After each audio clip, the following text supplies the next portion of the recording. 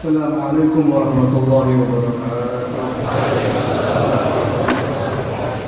Alhamdulillah wassalatu wassalamu ala sayyidina Rasulillah wa ala alihi wa sahbihi wa man wala. Alhamdulillah, guru kita telah kembali dengan membawa hadiah-hadiah yang sangat besar. Mudah-mudahan guru kita diberi kesehatan dan Allah SWT, dan selama di negara yang kita semuanya tahu, beliau tidak lupa dengan kita di setiap tempat, di setiap majlis, di setiap ziarah. Mudah-mudahan kita masuk di dalam doa-doa beliau.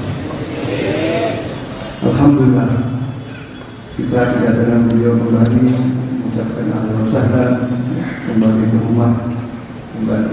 Alhamdulillah. Ma'asyiral muslimin wal muslimat rahimakumullah.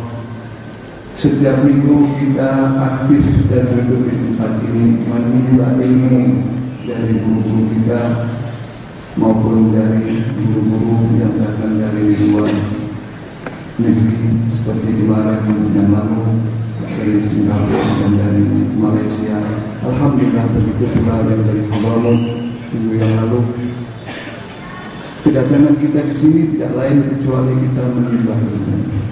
Lalu dengan apa yang kita dengar di setiap minggu sudah cukup lama, apakah itu semua kita hanya sekedar mendengar saja tanpa ada praktek?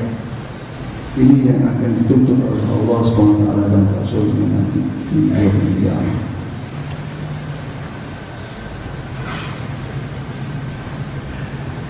Dikatakan oleh al-sahabi Mu'adz bin Jabal radhiyallahu anhu, beliau mengatakan, i'lamu ma syi'tum an ta'lamu, falan ya'jurukumullahu bil 'ilmi hatta ta'lamu. Ketahuilah apa yang Anda akan mengetahui dari semua ilmu pengetahuan dan bahasa. Dan itu semua tidak membawa suatu kebajikan, tidak mendapatkan pahala apa-apa dengan ilmu yang kita dapat sebelum kita mempraktekkan ilmu tersebut. Apakah kita dianjurkan untuk mempraktekkan keseluruhannya? Tidak. Kalau bisa, tapi kalau tidak bisa, ya semampu mungkin kita berusaha untuk mempraktekkan apa yang kita dengar dari ilmu pengetahuan tersebut. Di sini dikatakan makna amal bil ilm. Apa arti definisi daripada kita dianjurkan untuk melaksanakan pekerjaan dengan ilmu pengetahuan tersebut? Al-Imam Abdullah bin Al-Haddad menerangkan dalam kitabnya, an ya'mal ma yaqdiru alaihi minhu. Kita dianjurkan untuk mengerjakan, mempraktekkan apa yang kita sanggup. Tapi di sana ada usaha untuk kita mempraktekkan apa yang dikatakan oleh Rahman. Bukan kita keluar dari sini mendengarkan setiap minggu, tapi keluar tidak ada suatu usaha untuk mempraktekkan atau mengingat-ingat apa yang diutarakan oleh Rahman. Wa tata'allama minhu ma yaqdiru alaih. Begitu juga apa yang kita dengar, kita berusaha untuk mempelajarinya apa yang kita sanggup. Di sini menunjukkan bahwa Islam ini tidak ada suatu paksaan dan bentuk. Wa ya'lamun nas ma amkana. Setelah kita mendengar dari Habib satu masalah, kita dianjurkan untuk mempraktekkan semaksimal mungkin, semampu mungkin. Di samping itu juga kita tidak selesai di situ. Kita dianjurkan untuk mengajarkan kepada orang lain apa yang kita sanggup. Fa'amma ma'rifatul ilm kulluhu atau kulluhu, sedangkan untuk kita mengetahui ilmu pengetahuan seluruhnya, kata Imam Haddad, faman yaqdiru ala. Siapa yang bisa sanggup untuk mengetahui ilmu pengetahuan dari A sampai Z itu kecuali Rasulullah. Di sini tekanan dari ucapan Abdul Hajjaj maupun hadis Rasul yang dibawakan oleh Mu'adz bin Jabal menunjukkan bahwa kita mempunyai rasa tanggung jawab yang besar, dan tanggung jawab itu akan diperhitungkan oleh Allah SWT. Jangan enak-enak kita datang, kita seakan-akan datang di sini macam menghilangkan kesepian untuk datang di sini bersama teman-teman, bersama rekan-rekan. Sebagaimana kita masuk, kita keluar tanpa memperhatikan apa yang diutarakan, apa yang diajarkan oleh kita. Dalam masalah ini, Al-Imam Al-Ghazali di dalam kitab Ihya mengatakan apa? "Law qara'ta al-'ilm mi'at sanah."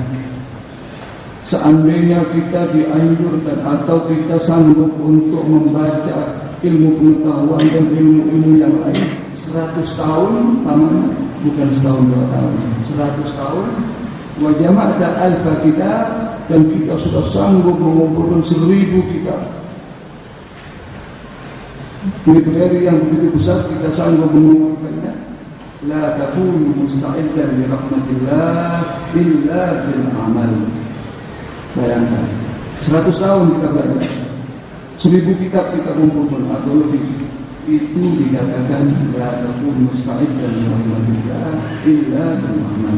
Itu berarti Anda belum sanggup untuk menerima rahmatnya Allah terkecuali ilmu yang Anda ketahui itu dikerjakan atau dipraktikkan. Jangan mimpi untuk mendapatkan rahmatnya Allah kapan ilmu tersebut tidak kita kerjakan. 100 tahun lamanya, bukan sebulan atau 2 bulan atau seminggu 2 minggu.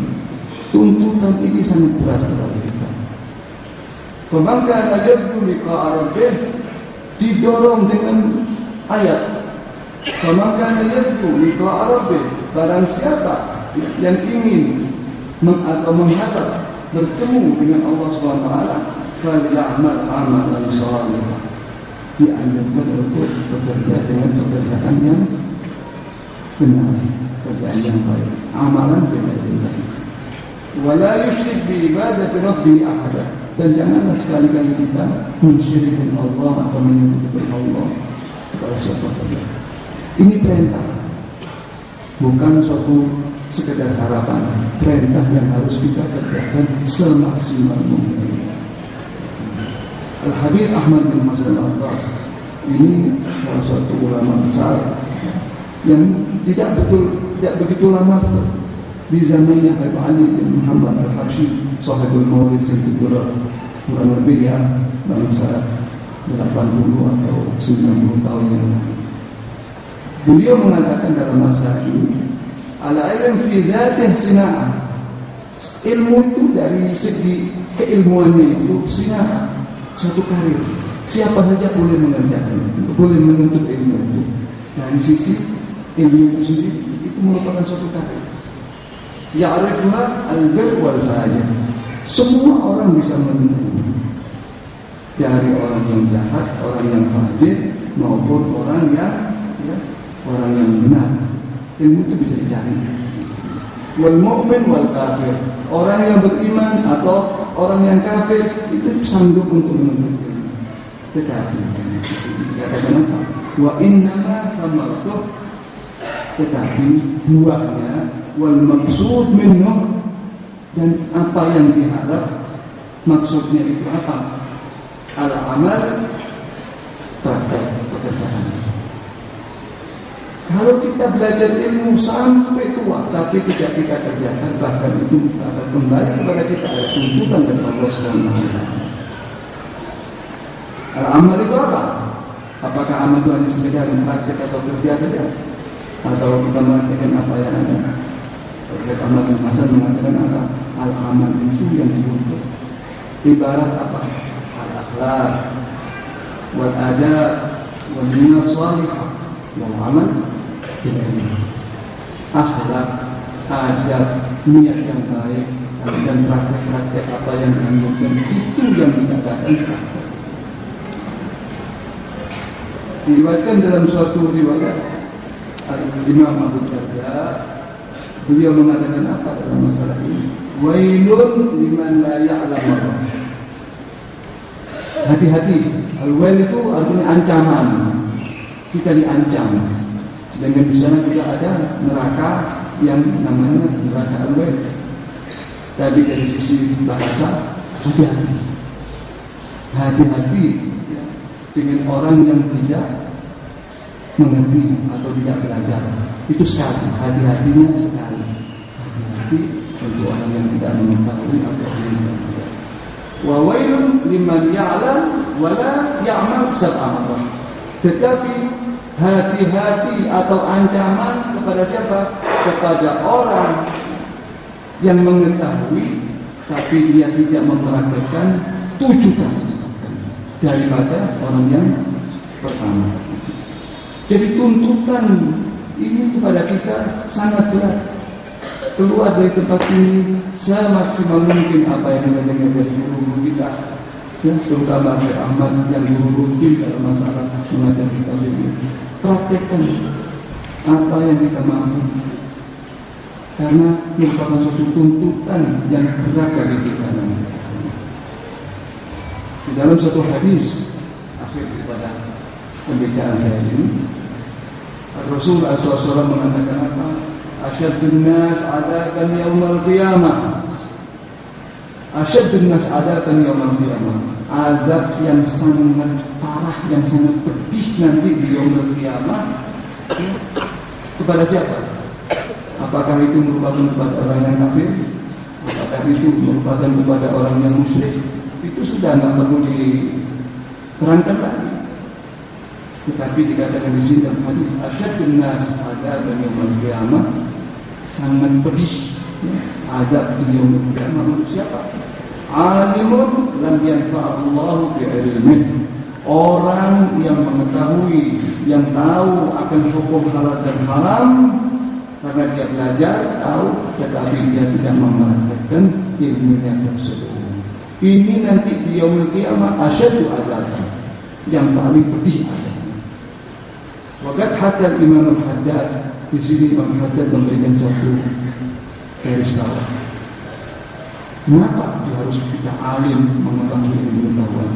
Imam Al-Haddad dalam masalah ini sangat-sangat bijaksana supaya kita mengetahui masalah itu cuma terlalu kaget.